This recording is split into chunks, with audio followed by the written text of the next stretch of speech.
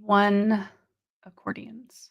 hmm We are happy to be back here for another exciting episode of Name That Tongue.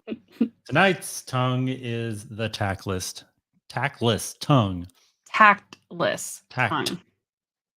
There's a T at the end, so it's Yes, tact. tactless. That's difficult to say. It is. You have to have tact to say that word. It's a tongue twister. It's a tongue twister. Yeah. And we have the full lineup pretty much tonight, don't we? Which is kind of nice. Yes, there we are. We've got Andiroo 42, Complete Links, Eli, Tiny Tabernacle Brett, and our Hive Mind. We're really glad because it was who's crinkling? You're gonna get axed if you crinkle. Oh no. Thank you. Put the food away. We're now streaming live. Remember that whole, streaming live part? Okay, cool. Tonight our verse is Colossians 4:6. Does anybody want to read that? I've got the King James. I don't know if that helps. I'm still looking for that quote. We could read that one. I actually don't know what that one says. I have the New Living Translation ready to go. So Colossians 4, what verse? 6. Colossians 4:6. It says, "Let your speech be alway with grace, seasoned with salt, that ye may know how ye ought to answer every man." Okay. So the NLT says, when you talk, you should always be kind and pleasant so that you will be able to answer everyone in the way that you should.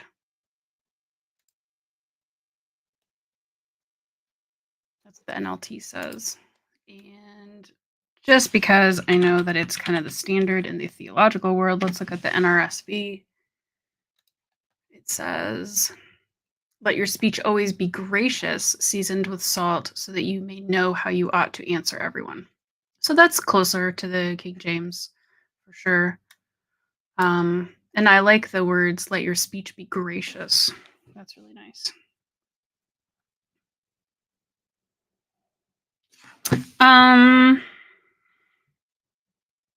When you think of tact, like being tactful, I think that's an easier way to say it. What do you think of?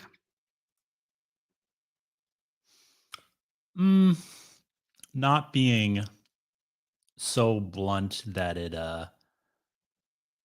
either offends or causes annoyance, or just as rough and unthoughtful. Right.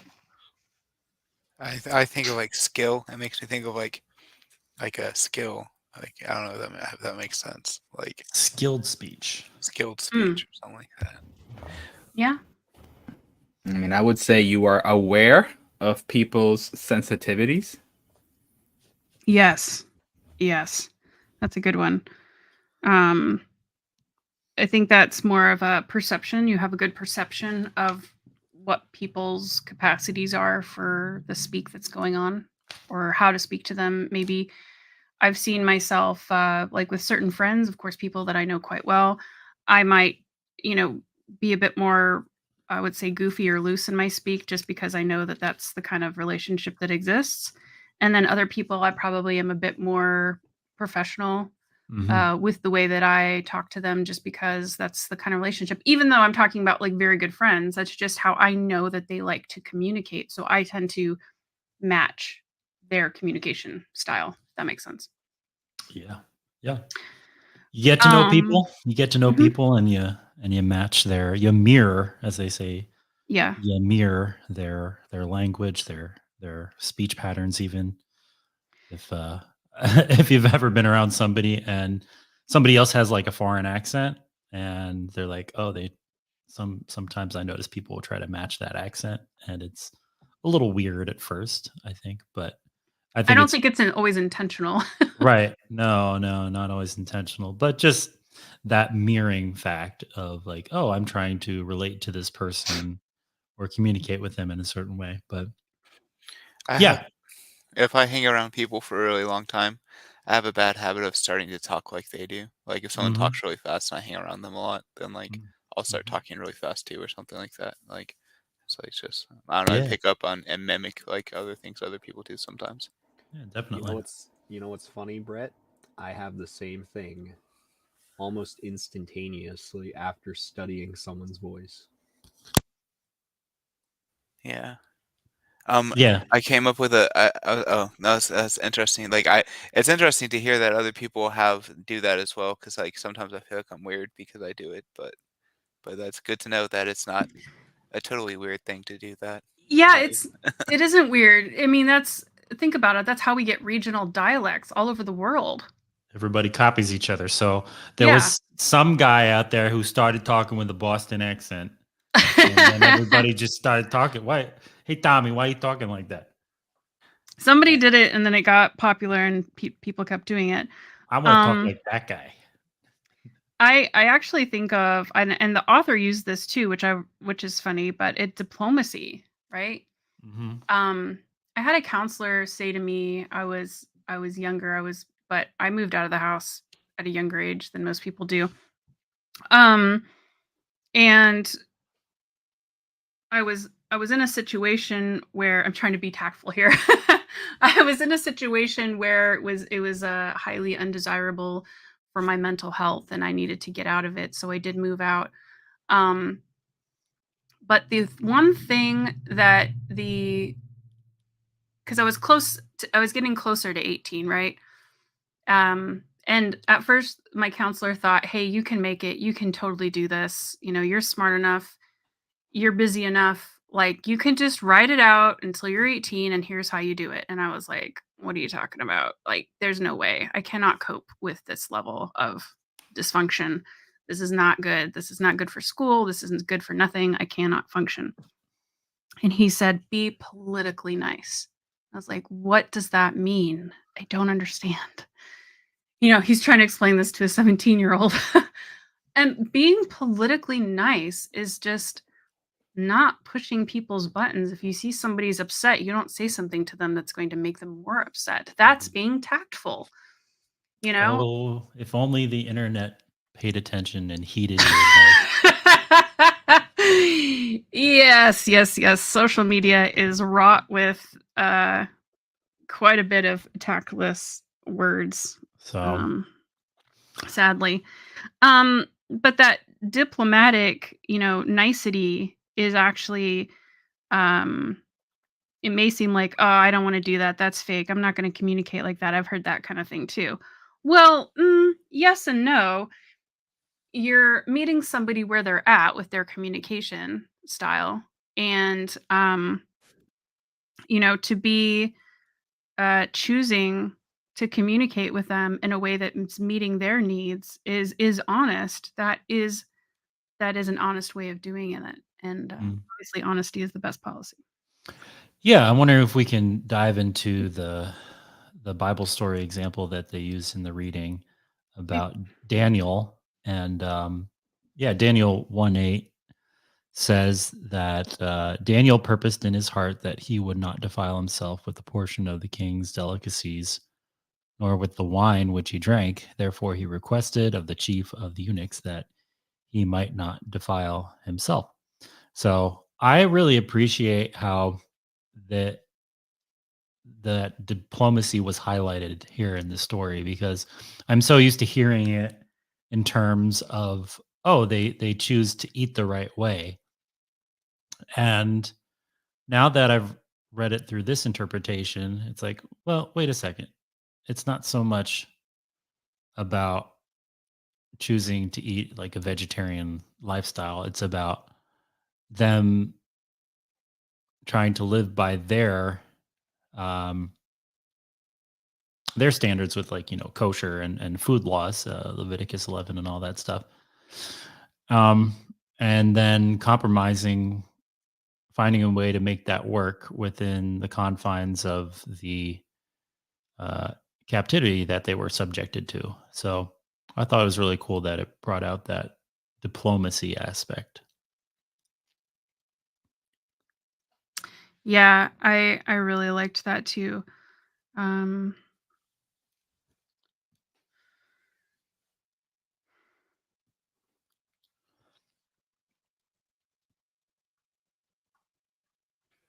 I'm just thinking. Yeah, that was a good example that she used for a tactful tongue, or or to have a tactful tongue, not being tactless. Hmm. That's hard to say.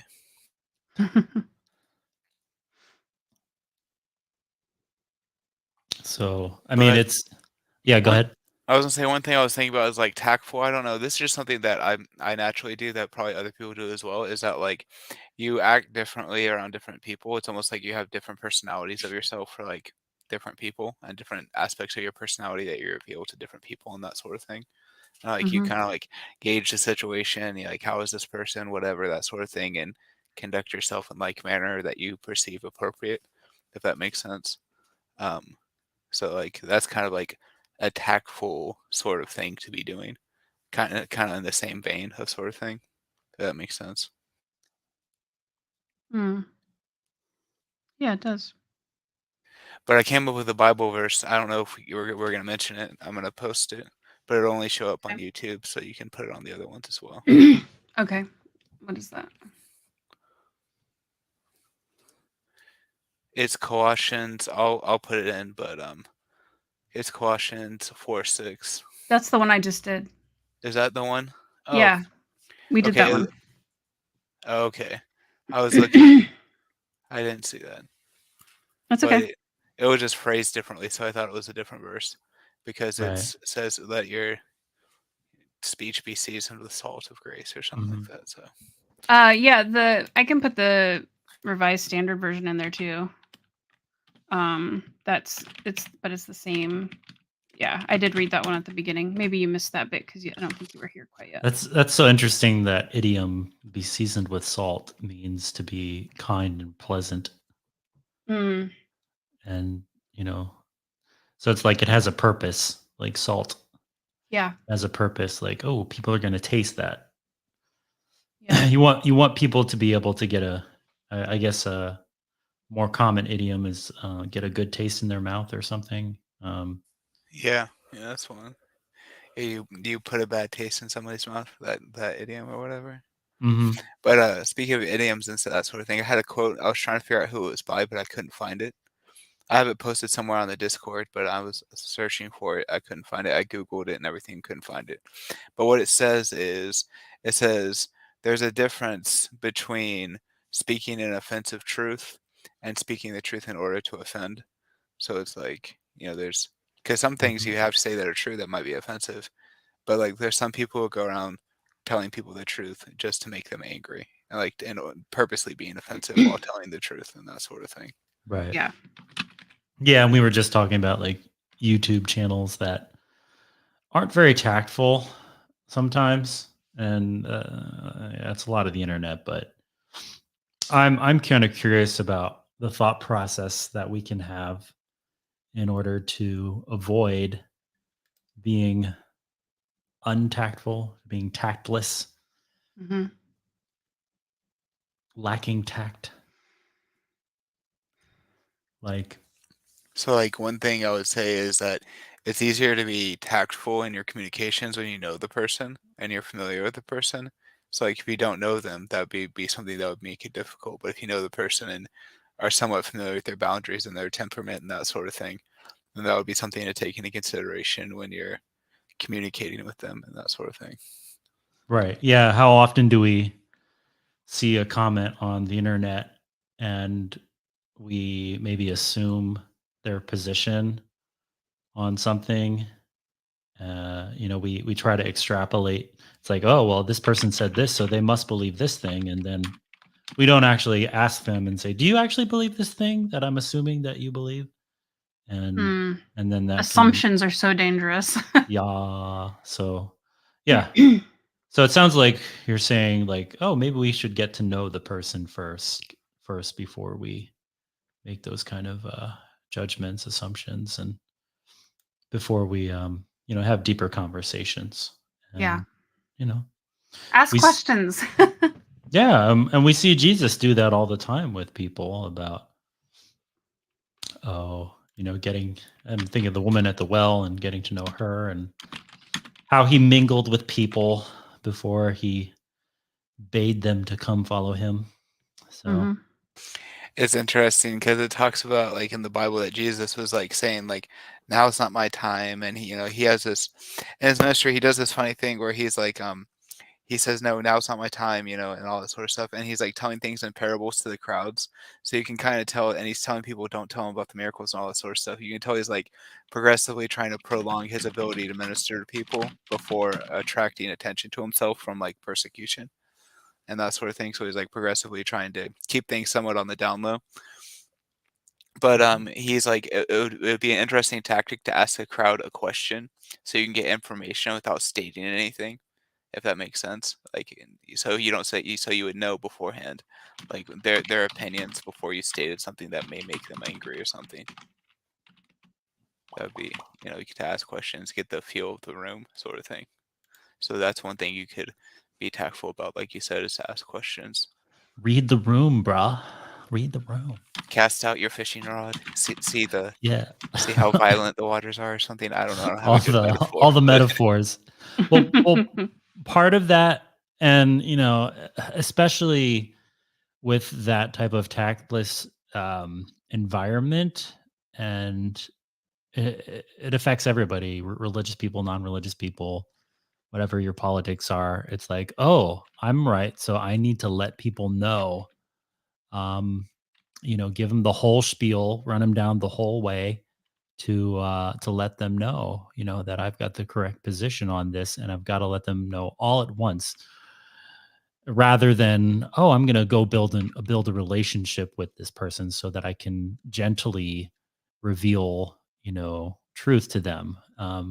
So, rushing, first of all, assuming that what we believe is the truth, and then bulldozing them like, oh, you need to know this. So it's kind of, there's a term for that, for building social capital. Like, as you develop a relationship with somebody, it's kind of like you build up this credit account of like, oh, you've talked to them, they've talked to you about their likes and preferences, and you kind of build enough capital within this social bank that you can then make a withdrawal and ask a question, and then you get to um, do something in return in order to spend that social capital that you've built with them. It's like it's like reputation on an RPG. There you go. Are you honored? Are you exalted? Are you revered? It's like, Yeah. what level are you at? But Super another mega plus legendary. a lot of examples I think come from Jesus when he's being tactful, because like the Pharisees and the Sadducees, they'd come to him and be like, well, the Bible says to love my neighbor, or the Torah or whatever says to love my neighbor, and who is my neighbor? And then he tells this parable about the Good Samaritan, and they come up to him and they say, should we pay taxes to Caesar? Because basically inferring that we're God's people, we shouldn't pay taxes and all that sort of stuff. And he takes the coin and says, whose face is on it? He says, give unto Caesar the things that are Caesar's, and give unto God the things that are God's. So like he had to be really tactful in the things that he was doing. And I think of him telling parables and these witty responses and stuff. Yeah, it's kind of like, how do you navigate these types of situations? It takes experience and wisdom, especially in those difficult ways that are between a rock and a hard place. Like, hey, we're going to try to trap somebody. And yeah, I think the most common problem is, like, especially as religious people try to respond to non-religious people, is like, oh, I need to have an answer. Like, I need to, like, have a definite, like, A plus B equals C type of answer, so that I don't shame myself or something. But that's not always the case. We don't always need to answer people. It's like, how can we use kindness and compassion rather than directly answering people's questions that are often leading questions and just meant to make us look stupid sometimes. Something that I can't remember if you were talking about non-religious people or religious people, but it triggered in my mind. And I was thinking, I was like, there's something that drives me crazy with like being in ministry and doing various things. It's all that sort of stuff. Whenever you make a statement, like people will not read into the context of the statement that you're making. Like for example, like if I write a song about a religious song about some certain doctrine or aspect, or I'm saying something in my song, a lot of people take like songs and they're like, but this is wrong and that's wrong and that's wrong. It's like because you can't put the whole context of everything that you're going to say in one sentence or in one paragraph. You can't put the context of all the doctrines of the Bible and everything, if that makes sense. Like, because you can take the Bible out of context and make it look like it's contradicting itself. And it's like, I don't know if that makes sense, but Yeah, Rome wasn't built in a day. yeah, it's like Takes people will time to say, develop relationships. like, this is unbiblical. And it's like, it's not. You're not taking into consideration you can't say everything that you need to say without, you can't hit all the, hit every point every time. Well, and I think in a lot of conversations, you're just you by the way, the game is up, guys. Yep. You guys are talking a lot about, like hitting all the points, and people want to do that, and I'm certainly prone to doing that. In the last few years, I've certainly learned when to back off and let certain things unfold more naturally. I think my fear in that often is I get interpreted wrong, and I'm like, well, if somebody gets the wrong end of something just because of the way I worded it, then, hopefully they'll come and ask me about it. So I've kind of tended to go that route and let people come ask me a question about whatever. So that things are clear in the end. I don't know why this is so loud. And maybe things are clear to them anyway, and so I don't even need to say all the words that I wanted to say.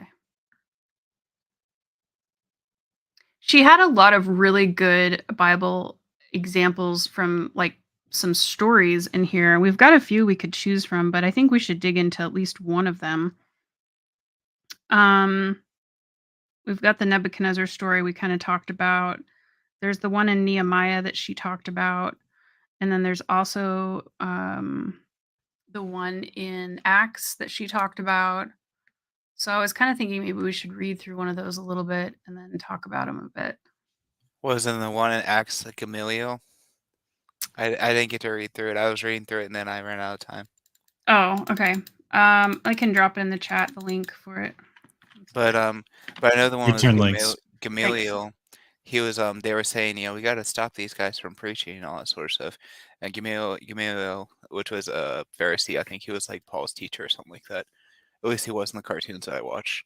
But Nice. but Gamaliel said, if this is of God, if this is not of God, then it'll die out and go away. But if this is of God, then woe unto us if we stand against it, and it'll prosper, and that sort of thing. Something along those lines, basically. The one in Acts is actually about Peter and John. Oh, we ought to obey God rather than man. Is it that one?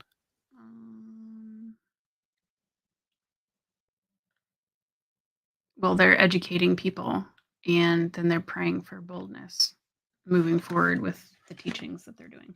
Oh. So just kind of jumping around there. Then there's the one in Nehemiah where it's more about enemies and how they're communicating with each other. And then the wall gets completed.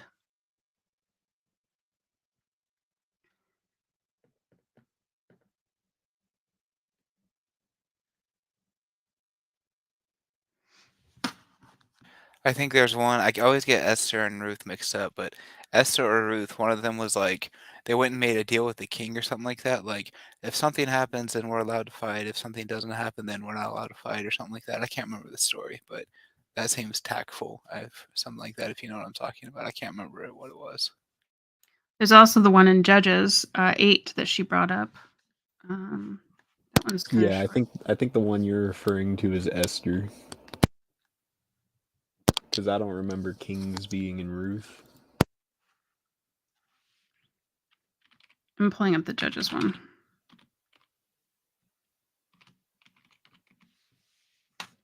Maybe. Yeah, I think the Jews were all going to be killed in Esther, and they went and like they made a deal with the king that like I think they fasted for like 3 days or something like that, and they prayed and they went and made a deal with the king, and she like made some statement about if something happens, then the Jews will live, are able to fight, and if something doesn't happen, then they'll whatever something happened. I can't remember. Yeah, that was definitely Esther then. Definitely Esther. All right, so I'm going to read this one from Judges and then let's discuss. So this is Judges 8, 1-3. And it's Maestro's turn. Okay. So the men, this is from the NCV version, which I'll explain why I picked that out in just a second.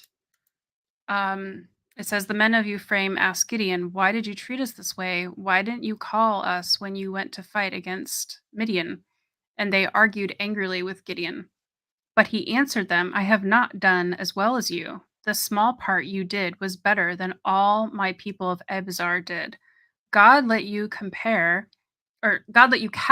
Oreb and Zeb, the princes of Midian. So how can I compare what I did with what you did? When the men of Ephraim heard Gideon's answer, they were not as angry anymore.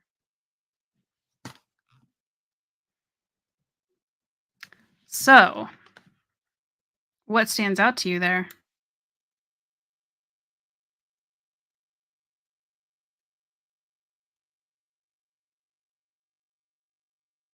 In the context of being tactful.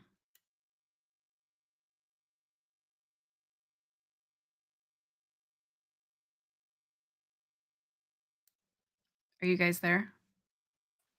We've all been raptured Oh man, it's like so quiet. simultaneously. I'm sorry, what was the passage again? Judges 8, 1-3. Oh, Judges 8, 1-3. Okay, I thought you were in somewhere else. Yeah. Nope. So Judges it 8, seems 1-3. It seems like he was being pretty tactful instead of making a big commotion in that moment. He just sort of diffused the situation by reason.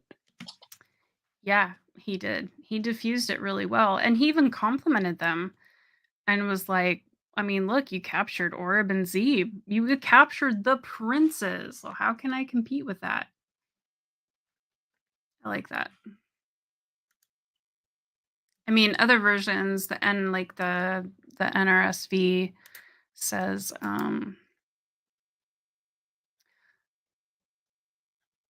the Euphraimides, I can't say that. What have you done to us not to call us when you went to fight the Midianites? And it says they upbraided him with violently, which is why I chose the other version, because I don't think a lot of people are going to know what upbraided means. So he said to them, what have I done now in comparison with you? Is not the gleaning of the grapes of Ephraim better than the vintage of Abizar? God has given into your hands the captains of the Midian, Oreb, and Zeb. What have I been able to do in comparison with you? And then it says their anger subsided against him. So just a little bit differently worded, but I thought for our purposes, the other version was a little better. Your turn, Maestro. Yep, still waiting on Maestro. But upbraided quite literally means to find fault, and so to scold somebody. So that could also be, not taken very nicely, I guess.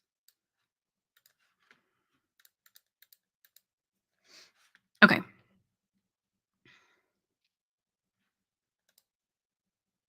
You guys are so quiet tonight.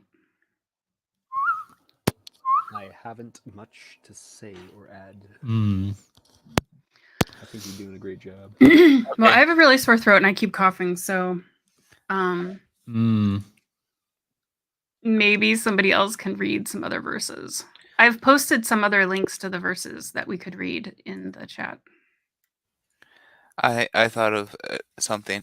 Okay, so that was, and the thing that I read in Judges is like he complimented them, and like that seems to be a good method to compliment somebody and reason with them. You know, if they're trying to be tactful, those seem like good tactics. But one of the things I was thinking about is one thing that I typically do is that like because I associate with people, you know, people that I don't know that well or whatever, if, you know, their background, things like that, is that like even with my own family or my friends at work or whatever, that sort of thing, is I don't bring up like touchy subjects unless they bring it up first and want to talk about it. So like one of those subjects would be like religion and like things that pertain to the Bible. Like I don't bring things up unless I know they're comfortable talking about those sorts of things, or you know I've had conversations in the past with them about that sort of stuff, or they bring it up. Like I don't, because I don't feel like I want to force it on people, and that sort of thing can be a kind of a touchy topic. So it's like there's certain That's really topics great. that are touchy that like people may not want to talk about and that sort of thing. Right. Kind of like Yeah. taboo topics, if that makes sense. And don't like bring them up and force them on people. I don't know. That's something Yeah. that I do Religion and politics mostly. basically. Yeah.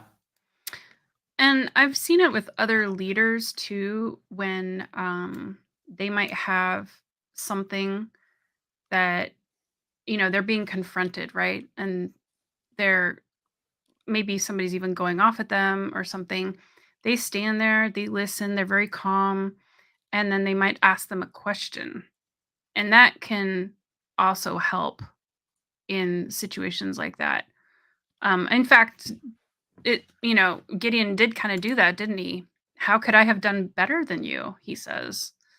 But certainly asking questions about, I hate to say it, sounds like such a counselor thing to say, but that sounds rough. How did that make you feel? It's rough, buddy. Or, if somebody's really heated about something, you can say something that sounds a little positive. It says, wow, sounds like you have a lot of passion on this subject. I'm really glad that you're able to dive into that so much, so there's some different ways to, I think, even approach somebody that is coming at you without tact. That can be fruitful in your goals in the discussion. I know that's super generalized, but Maestro, you're up.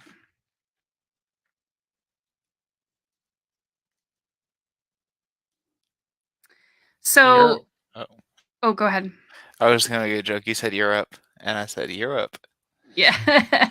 We're in the U.S., ma'am. We're playing the USA map. And of course, we're playing Ticket to Ride again if you're listening to this later. So let's do the Nehemiah one. If you guys are wondering, it's the very first link I put in the chat. But could I get a couple Fire. different readers or somebody that just Yes. wouldn't mind reading that? What are we reading? What We are It's reading Nehemiah 6. It's 1 to 17, but we could read the okay. first section. But I don't want to be all the reader because my throat hurts. All right, just let me know when to stop. Well, it's 1 to 17, but you could probably read up to read through to 9, and then we'll pause. All right. So this is out of the New Revised Standard Version, Updated Edition. Now when it was reported to Sanballat and Tobiah and Geshem the Arab, and to the rest of our enemies that I had built the wall, and that there was no gap left in it, though up to that time I had not set up the doors in the gates, Sanballat and Geshem sent to me, saying, come and let us meet together in one of the villages in the plain of Ono. Okay, why don't you pause there and take your turn and then keep going. All right, let me quickly take my turn. Oh, why did that have to happen? Okay. Ooh. All right, there you go. Super. All right, But they intended.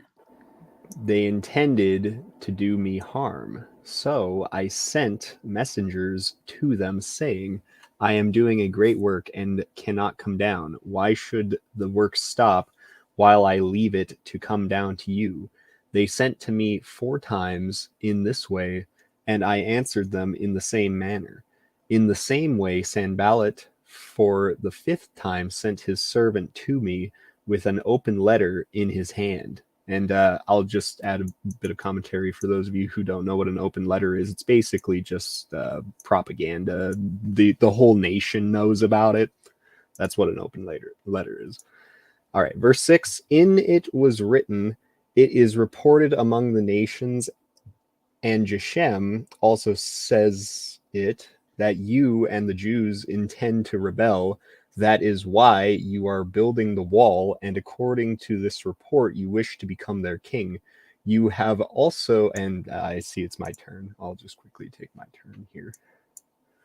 All right, then let me go ahead and continue at verse 7. You have also set up prophets to proclaim in Jerusalem concerning you. There is a king in Judah, and now it will be reported to the king according to these words. So come, therefore, and let us confer together. Then I sent to him, saying, no such things as you say have been done. You are inventing them out of your own mind, for they all wanted to frighten us, thinking, their hands will drop from the work and it will not be done. But now strengthen my hands. He's talking to God in this instance. Yes. Hopefully that was easy for everyone to follow. Yeah, it wasn't bad, actually. Let me take my turn. Oh, I hate it when that happens. Okay. So we're just going to verse 9. He read through verse 9. Yeah. Do you want to finish reading? I can. 10 to But- 17. I have the NLT, but I'll read it. It says, later I went to visit Shemaiah, son of Deliah, and grandson of Mehetabel, who was confined to his home. He said, let us meet together inside the temple of God and bolt the doors shut. Your enemies are coming to kill you tonight. But I replied, should someone in my position run from danger? Should someone in my position enter the temple to save his life? No, I won't do it. I realized that God had not spoken to him, but that he had uttered this prophecy against me because Tobiah and Sanballat had hired him. They were hoping to intimidate me and make me sin. Then they would be able to accuse and discredit me. Remember, oh my God, all the evil things that Tobiah and Sanballat have done. And remember Noida, the prophet of all the prophets like her, who have tried to intimidate me. So on October, it says October too. That's really weird. Anyways, I don't know if that's right. So it says, so on October 2nd, it has a little mark. It says, on the 25th day of the month of Elul. I don't know why it says October 2nd. That's really weird. Anyways, Okay, past October 2nd. Okay. Just read the next 16. Read 16. Okay. On this date, this Hebrew month, the wall was finished. So 52 days after we had begun. When our enemies and the surrounding nations heard about it, they were frightened and humiliated. They realized this work had been done with the help of our God. During those 52 days, many letters went back and forth between Tobiah and the nobles of Judah. Okay, so that's it. So there's a few things in there. I'm just trying to find my notes. Hold on a second. Let's see what October 2nd is. Yeah, and I don't know why they would put October 2nd, because they're like on a lunar solar calendar, and we're like on a different calendar. Like, why would you put October in your So translation? the NCV version specifically converts all of the dates, the weights and everything into what we use right now. That's why. The wall was finished in the 20th and 5th day of the month, Elul, Correct. in 50 and 2 days. So thank So- you, King James. So that's why it says what it says there. So at a certain time, it was finished. That's usually what I think about in my mind. At that time, It took so many, but Hmm. sometimes the chronology is important because it coincides with other dates and that you should probably be aware of. Sometime in the fall. Well, is fall in that part of the world that Well, it depends on if they're in the southern hemisphere. right. Yeah, so I guess the question is, what can we take away from these? Is it done? I think it's done. Yeah, what can we take away from these passages specifically about being tactful? So Well, I actually have goofed up here and I've pre-done notes for next week. My apologies. I think But there there's are there's some things something that we can for pull it. from here. well, I Yeah, was that's what Oh. thinking. was I gonna was say. thinking. I was thinking how to deal tactfully when someone is coming at you in a harsher, brash way. Like Mhm. he was dealing with it tactfully. Someone was coming at him in a brash or a harsh way, Yeah. and he was like dealing with it. So it's like being on the receiving end of the tactless tongue, if that makes Yeah, sense. Nehemiah is like, I'm not here for your propaganda. I'm not here for your accusation. I'm doing my own thing. You can go do your own thing. I don't need to do anything for you. Right. And I wouldn't say he was approaching it, offensively, he was just stating the facts of the situation. Do the facts. And, when you approach a situation, I think this is kind of the core of what we're getting at. The way to play it safe is just assume that everybody is super sensitive Mhm. and interact accordingly. And then when you get to know them, you're able to, mirror their communication style easier. When you approach it very sensitively, thinking this person could be a super sensitive person and I need to interact with them that way, you're going to save yourself a lot of grief for yourself and obviously for that person. And if they are a super sensitive person, you're going to be able to learn that very quickly in getting to know them. Sensitivo. Well, yeah, I mean, this world is full of all kinds of different neurotypes, and it's really important that we are meeting the communication styles of those people. And and I think some of those other neurotypes too, recognize that they need to be meeting um, the needs of other people around them too. Just thinking of a few people that I've met. And also, like you don't know if someone had a good day or a bad day. Yeah, that's a Wrong big side of one. bad. Big thing. Or feels bad, like physical pain. You guys know this with me. I'm having a bad day if I'm in a lot of physical pain. Oh, we know it. I know you guys know it. um, and if I just even mention that, I know that there's certain people in the guild, which is totally fine, and I totally respect it, are going to avoid me to, the nth degree because they know that I am, it, it affects the way your mind is working because pain actually starts in the mind. So your mind is actually functioning in like a totally different way because it is fired up with so much pain. And I don't think people stop to think about that. But even my husband is a great example of that. If I am having a lot of pain, he just knows when to basically not engage in certain conversations with me because he knows my brain can't handle it at that point. There's just there's too much physical pain happening for me to even go there. Yeah, it's like, I mean, I don't have a lot of physical pain or anything like that, but occasionally I have headaches or whatever, various illnesses Oh, occasionally. sure. And it's like, like being around people that are bossing you around or telling you to do things and it just things seem so much more annoying and so much more Yeah. abrasive whenever you don't feel well. Like if you're feeling sick, then everything is just amplified. It's just Yeah. everything is frustrating, everything is annoying. And I think too when there's and the author says this, when there's when somebody's coming at you with a negative, you want to counter that with a positive.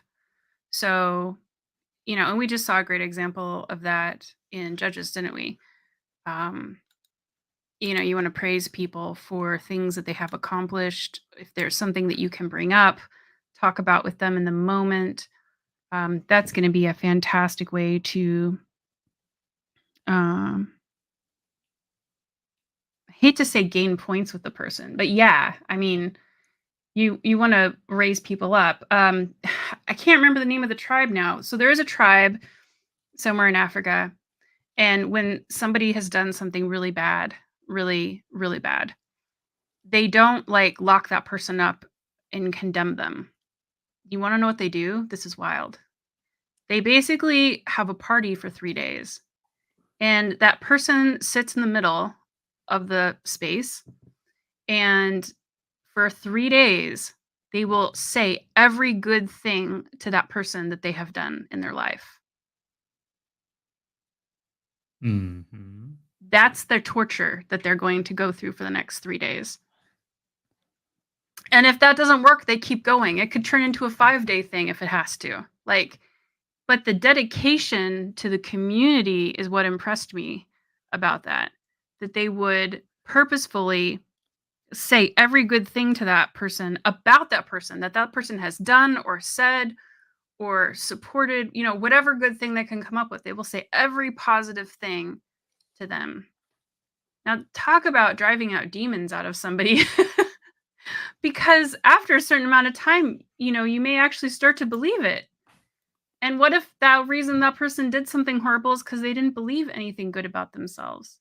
Aw. Our state of mind in our core beliefs about ourselves is certainly going to shift our attitude for the worse or for the better.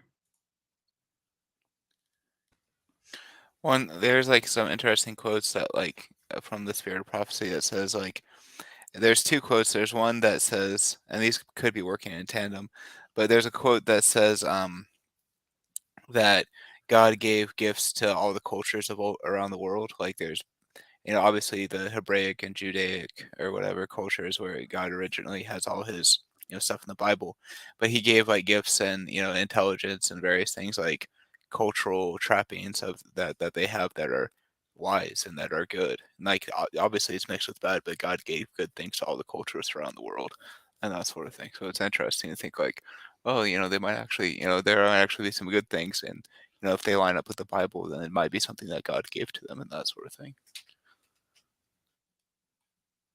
And the other quote was that she says there's light in many places of the world, but different religions and all that sort of stuff. But she says that we don't need to go looking for it. Like she says, yeah, they have some things right, but we don't need to be like looking for it. Like they have some true things, but it's mixed with bad things as well.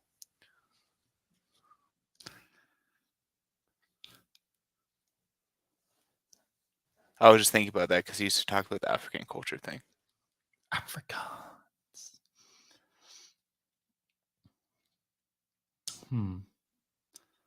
Punishment that is encouragement.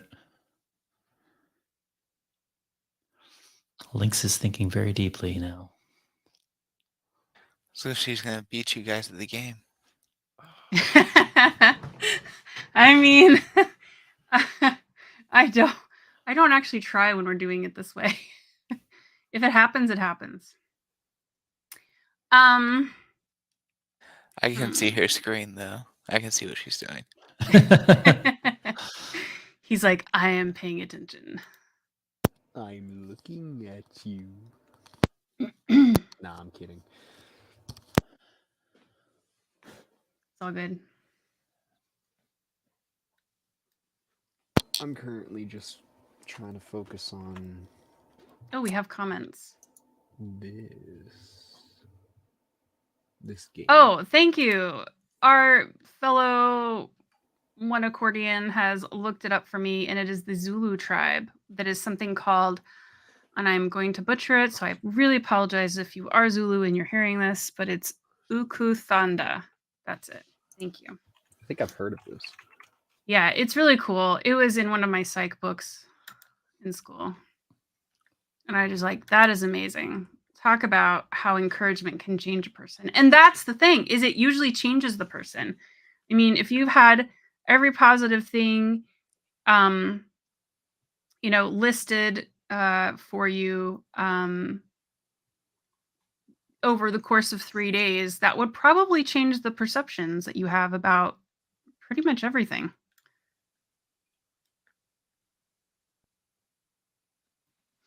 Absolutely, it would. Not the shift from the conversation, but do you guys know the letters that are written to the churches in the book of Revelation kind of follow the same exact idea, where there's a compliment and then there's a correction. Cool. Oh, that's interesting. Which I think is That would cool. make a I valid- guess that's true, isn't it? Except for the last church, of course. But there's that.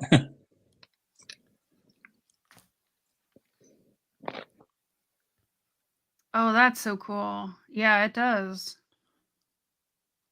And sometimes it's a paragraph of compliments. Oh, I see so and so is doing a really good job at. Oh, I was so happy to see that you were able to do. Oh, it was really great to hear that, et cetera, et cetera, et cetera. Yeah, that's right. And God's like, remember that you do this and continue to do that kind of thing. I've heard it said from the pulpit that that's kind of the best way of parenting too. Sometimes we forget about complimenting our children before we, reprimand them for a correction or something. You know what I mean? Mhm. But even when God deals with us as his children, he admonishes us before he corrects us sometimes. When obviously, there's other times when we need to be corrected outright. Therefore, the last church, Yeah, for sure. Yeah. If you say no nicely enough, it'll help people.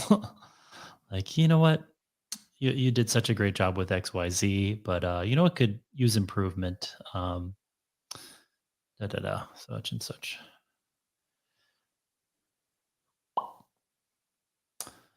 Alrighty, here. Let's go. Well, time to get this going. Let's get this track going.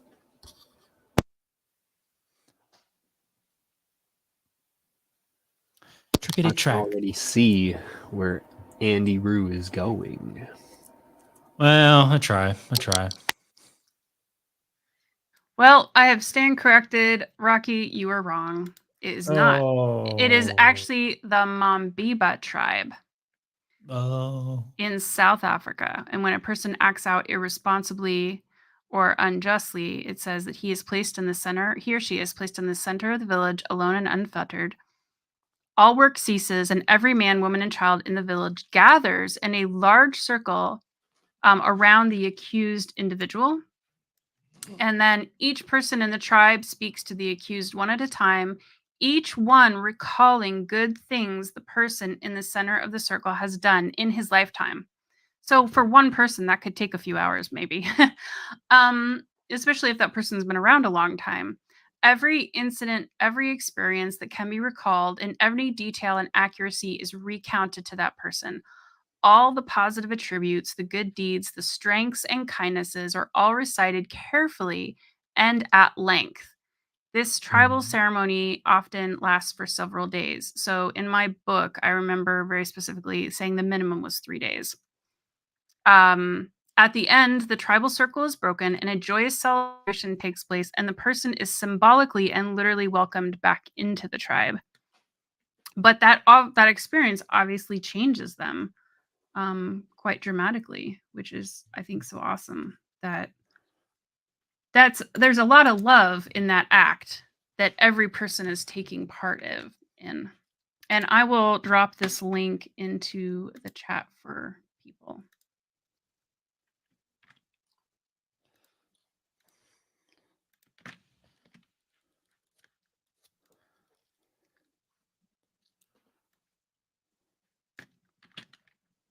And now I'm going to try to see if I can find something more on the Bamimba tribe. It is actually called the forgiveness ritual.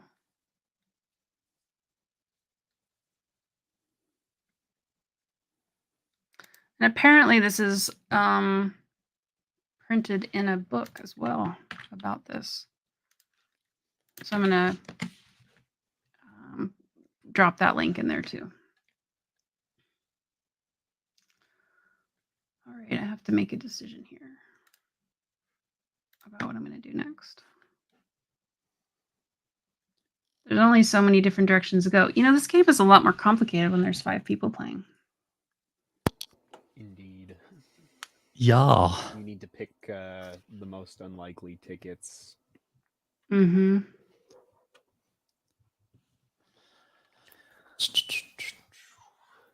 Rocky, the more you know. Mm-hmm.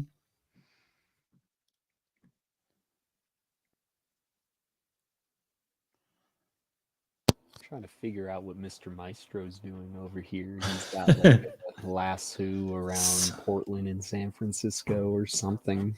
Yeah, it's a little interesting, isn't it? Mm-hmm.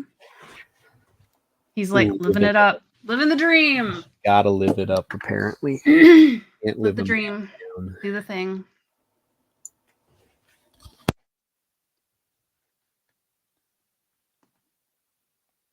And I think too Yes, in our there is false. Christian worldview, you know, you're clapping while I'm talking. Sorry, I'm clapping for myself that I completed a track. So Okay, all right, I'm happy. I'm for so you. happy. Thank you. In our Christian worldview, certainly in those conversations, I think praying in the moment and just inviting the Holy Spirit into the conversation, even if it's not out loud, but you know, in your mind, that can help you, you know, get into the right frame of mind, even to be, if you're on the receiving end of the tactfulness, and if you are on the giving end and you are thinking of some things to say that are not very tactful at all. And you need to restrain yourself. Obviously, praying helps then too. And Matthew 7:12. Would somebody like to read that? I don't really care which version. I'll look it up. Thank you. Here we go. Mr. Maestro's going for the big points. Living it up.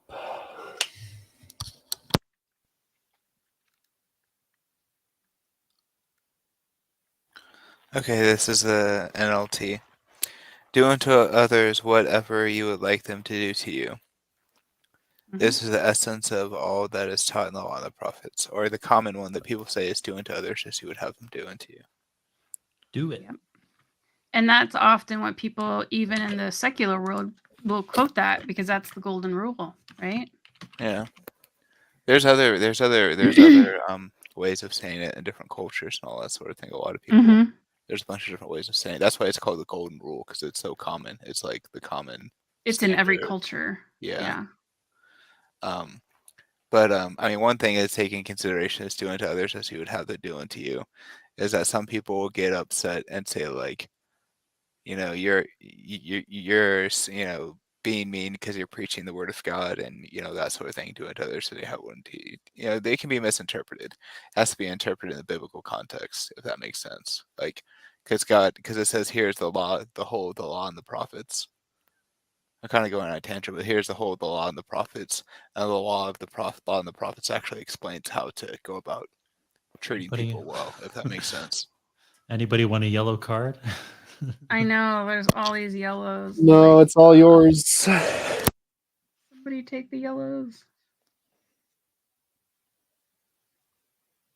It's all yours. I'll take the yellow cards.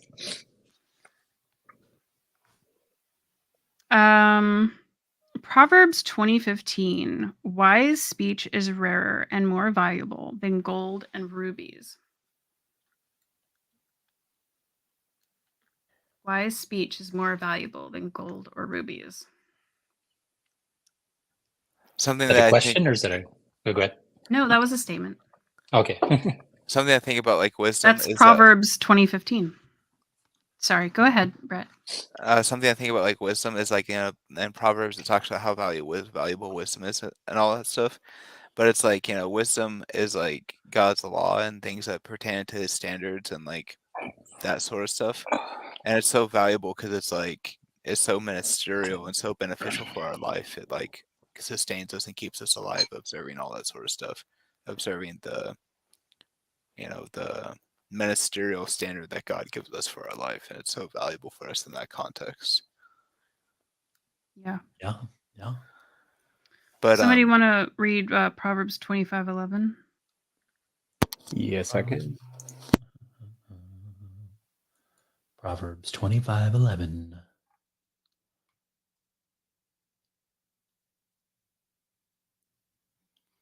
I can. I'll look it up. Let me take my turn, and then we can get right into this. All right, let me go ahead and just read Proverbs 29. 25. 25, thank you. Verse 25:11. Yes. Perfect. A word fitly spoken is like apples of gold in a setting of silver. Oh, the apples. I wonder what that says in. I gotta look that one up in other versions. I have it in NLT. I'll read it. What is it? It says, "Timely advice is lovely, like golden apples in a silver basket." So I wonder if apples were just really expensive then, because gold and silver are obviously very expensive. Well, actually, there's something really interesting because the Spirit of Prophecy says that the apples of the tree of life were golden. Oh. So Oh, I think that's it might be interesting. referring to Sweet. that. Solid. Yeah. Am I going to do that Fascinating. one? I'll do that one. Go for it, Andiroo. Mm-hmm. So my whole house has been sick, and I know I'm definitely getting sick now. I thought maybe it was what I had last week, but nope. This is something else. My lungs are just feeling worse and worse. So I thought of a good tactic, although it would take more work for being tactful, is that a way to be tactful is to read the Bible and pray and pursue God, so he'll change your heart so that you will naturally be tactful, if that makes sense. If you'll naturally be more inclined to be more loving and gentle and all that sort of stuff in your speech.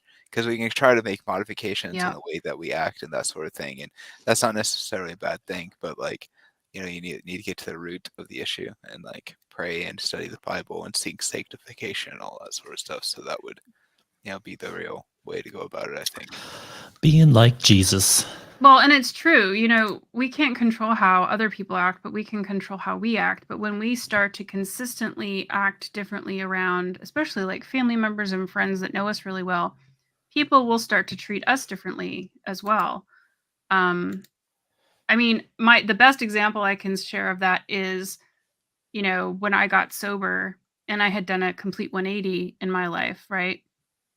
And there was a lot of things that were changing about me because of being sober, making that choice and making choices further months down the road, like the Bible study and things like that. Now, so all these things are changing about me. And I did lose a huge chunk of friends because it was it was too much for some people. I was too different. And it was a natural progression, but even the change from like 1 year sober to 2 years sober to 3 years sober, I mean, massive changes in my attitudes to people, how I spoke to people, recovering from different traumas in my life. All those things start to change you more and more and more. And even the practicing changes, right? I know I've shared it on a previous episode where a pastor said to me, I'm like, well, it doesn't feel natural to do some of these things. And he's like, that's okay. You're just practicing. You're just learning to be a Christian. You're learning new thought processes and everything. So it's okay. You don't need to be perfect right now. You're just practicing. And one day you're going to realize that you are different and you're not practicing anymore. You're just doing it. And I think that's really important that we don't put too much pressure on ourselves and be like, oh, I'm being fake. Oh, this doesn't feel natural. Because I hear that kind of stuff a lot. But that's okay. It's going to feel fake. You're being nice and being tactful is going to feel fake until it becomes your natural thought process. Oh, yeah. So if it feels fake, but you know you're being nice and you're being tactful, good, because that means you're making the right changes. And that's okay. That's great.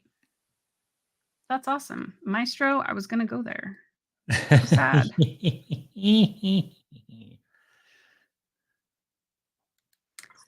Is Eli going to go out? Eli's got 12. I just sense he's setting up. He's setting up something. Well, my everybody's go. setting up. Well, the highest is 13 now, so Kind of wished I hadn't drawn cards now. yep. Can I do it? I don't know. I think I know who's got Denver to El Paso. I think I know who's got it. I don't understand the significance of that, but okay. It's 4 points. Okay. But somebody's already there. It is the shortest card in the game. Okay. It's good to know. Good to know. Okay. Gotta pick another card, Andrew. What you gonna do? What you gonna do? Oh, good. Oh, this is really good. So this is the author speaking. This is not me. I'm going to read this to you. When asked a no-win question, such as, does this make me look fat? Turn the question back to the inquirer with a remark like, more importantly, how does it make you feel? Don't turn your power of choice over to me. Or if you are really courageous, you may respond at your own risk with, quote unquote, I've seen you in outfits that may be a bit more flattering. And pray for words that don't hurt and that don't lie. Yeah, I keep hearing somebody chewing, and I've had to mute 2 people trying to figure out who it is. And Mr. Ernie, you have not been muted, and I keep having to mute you. Tisk tisk.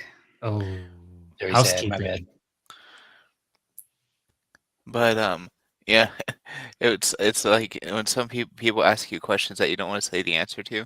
Like I remember watching a sermon or something like that, and Doug Bachelor was talking about how, women or people will come up to him and ask him like, isn't our baby beautiful or whatever? And he's like, well, what do you say if if a woman asks you if her baby's beautiful and you don't think it is, and that sort of thing. It's like, sometimes it's like there's difficult situations and whether you should tell the truth or not tell the truth, and it's like, I don't know. It was funny, but they definitely need to be tactful, in those sorts of situations and stuff like that. Just a quick reminder to the people that are playing here with me.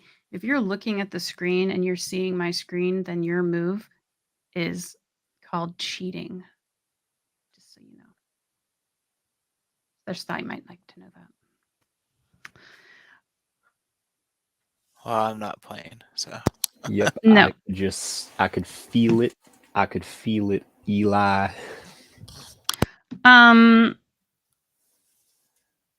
Somebody that Brett's comment there about the baby is elaborate on the principle of honesty is the best policy and explain an instance in which it may be not. I think that's definitely an instance where it may be the best choice to not share that comment with them, that you don't think their baby is beautiful.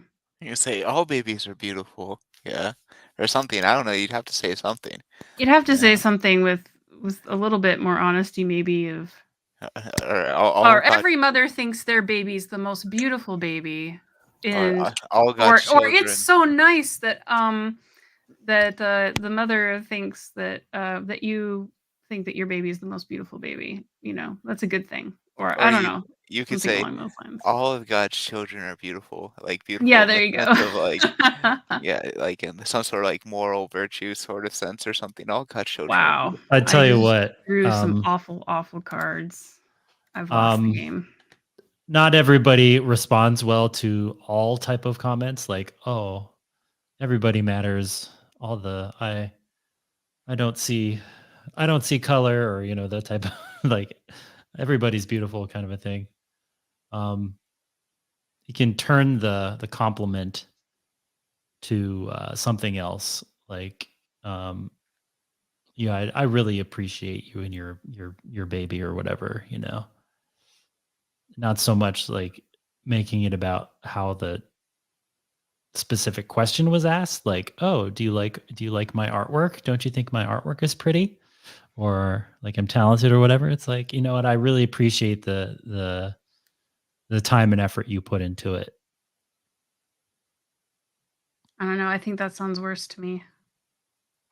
I don't know. Well, it also It's depends on the person. teach It their own. does. I think that Andy's response was personally better, in my opinion, because I wouldn't try to make it seem like, well, all babies are created equally. I think the person wants to hear what you think of their baby in that instance. Well, you could say, I mean, I don't know. You could say, I don't know what you would say. That'd be difficult, you know.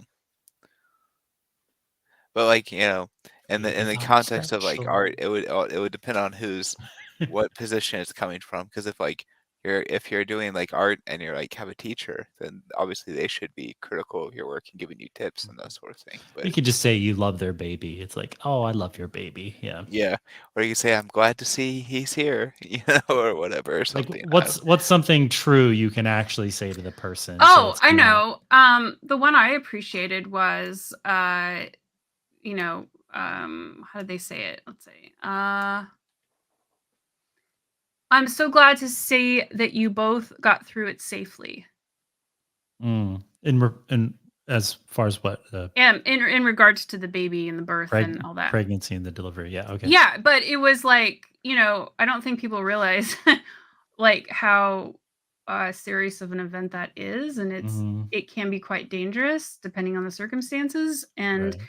one or two lives can very easily be lost Right. within minutes. So I think that's obvious, and that's been a compliment that I have given to people since then, because that was such a huge compliment to me. Like, it was even like, through all the drama that we went through, yes, we've arrived safely, we're recovering, everything's okay, we're going to be okay. So that was a big compliment for me, and even to think of the blessings in the process. So I think, yeah, if you can turn the comment into something that can be seen as, a happy blessing, you can probably get out of quite a bit that you may not be able to, uh, you know, that you might not be able to get out of, with also being honest, if that makes sense. Right. Right.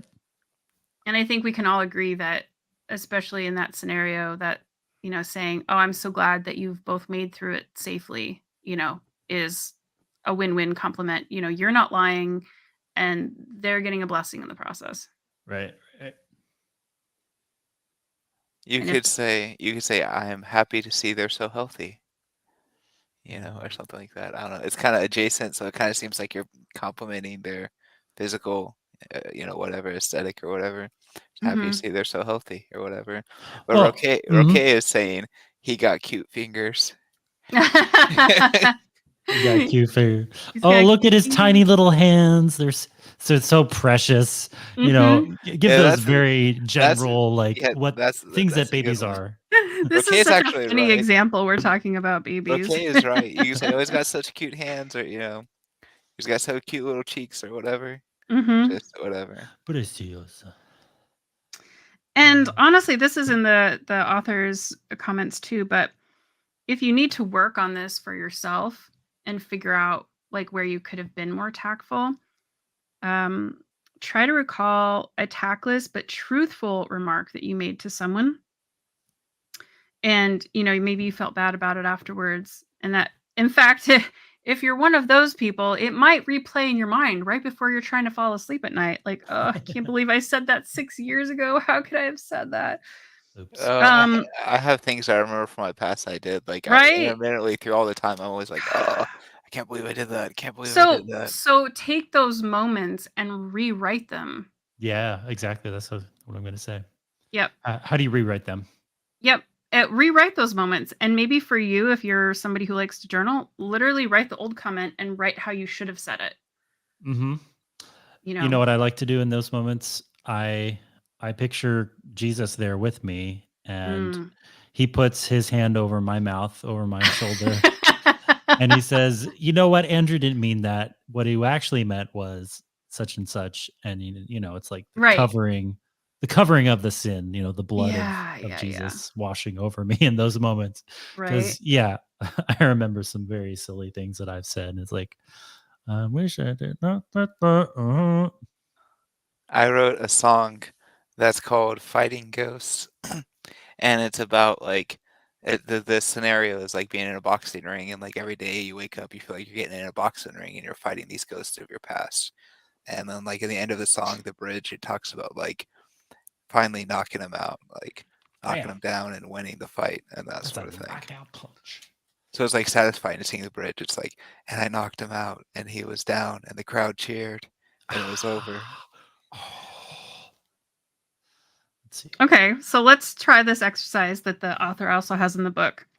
So you're at a party, and somebody at the party greets you and says, "That's a nice outfit. It was really the rage during its fashion season a few years ago." Well, let's make it even harsher than that. Okay, make it harsher. That is so 19 is, or like something like is 1975 called. They want their outfit back. They want their outfit back. Yeah. Like, I mean, that's like maybe that's even too jokey, because that's me. That's what I would say probably. But I mean, I think I have said something around like 1994 called and it wants its outfit back. Right. Yeah. All right. Who's ready to? At least I've said that in my head. I didn't say it out loud.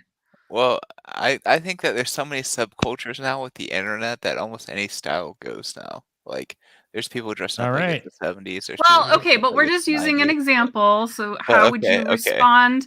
So somebody says that to you, oh, the 70s would like your clothes back. So how would you reply to that? I wasn't there for the 70s, but they sound like a good time. I don't know.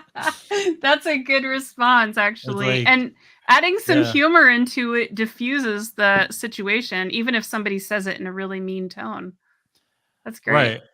And so you can relate it to one of like something you like, oh man, I love the 70s. I can totally jam on a Hendrix song or something. Related to something you're good at.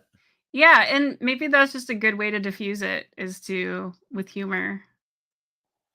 Usually is. Or sometimes just admitting like, oh yeah, I know. It's not like we often think that's like a defeat, like to admit something. Like if somebody calls us, what am I going to do? I don't have any trains left. I don't know. You got to draw a blue card. Pull another ticket. You can try a brown ticket, or you can pull just blue cards. Pull another one. Oh, that's how you end it? Yep. I guess that's how you end it. So often, somebody says something mean about you, if you actually admit to it, but in a soft way, like, oh, you're such an idiot. Like, well, sometimes I do idiotic things, or sometimes I do stupid things. You got that right. And it's not, yeah. You say like, well, we all are sometimes. Everybody does something, sort of thing. Yeah, but yeah. Yeah, it's a great way to diffuse bullies, is to just be like, oh yeah, I know. Yeah. I blame it on my parents.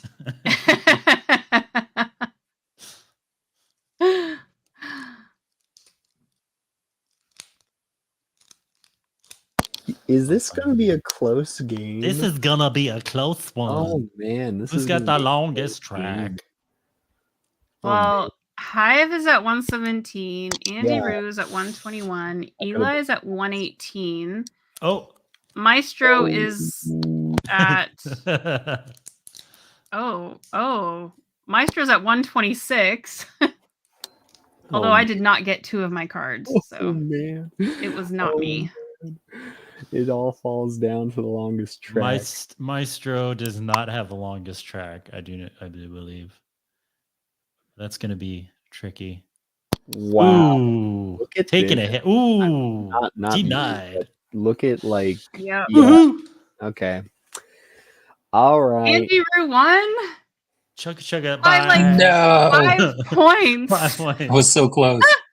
Yeah. Oh, good game, 5 everybody. That's a points. close game. I feel the love. Oh, it's Now we nice. have to surround the loser and say all the good things about them. That's me. I lost like horribly. But you're really good at Risk. You always win that. You are very good at Risk. You have conquered the world several times over. Complete Links conquers the world. Yay! That's a good game and a good topic. Next week. Yeah, that's a good question, guys. You know about my schedule next week. Can you do Thursday? Thursday. Or are we Okay. gonna have to do the week after? Yeah, we got to figure out like the holiday schedule as well. Thursday could probably work. Cool. So we've got 2 yeses for Thursday. I obviously can do Thursday. I don't know about Andiroo over there. yeah, Next that'll work.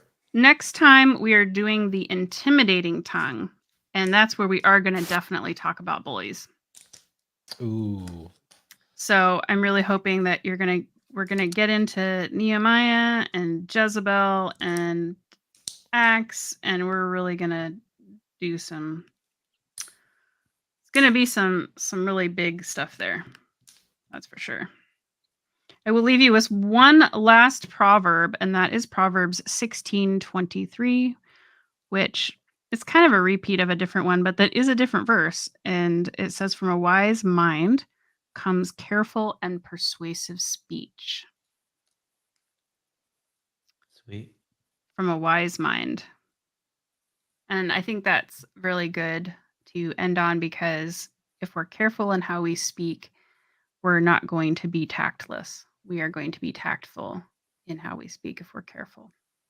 Also, please do not forget, if you are listening later, which I know most of you do, please don't forget to like this video. That always Like helps it. us a lot. Yes, like the it. video. Because we know you liked it, because some of you have come back and listened to it a couple We times. know. Yeah. It's really interesting. Our after numbers are way high and during are way low. So we're always thankful that you come and listen to this and that you're trying to grow and just be a better version of yourself. We're so happy that you are on this journey with us. So God bless. And Andiroo, you gonna hit the button? Hit the button, Andiroo. I'll hit the button. Let me find the button. Find God it. bless. Where'd the button go? Button. Who's got the button? All right, everybody. God bless. Good night.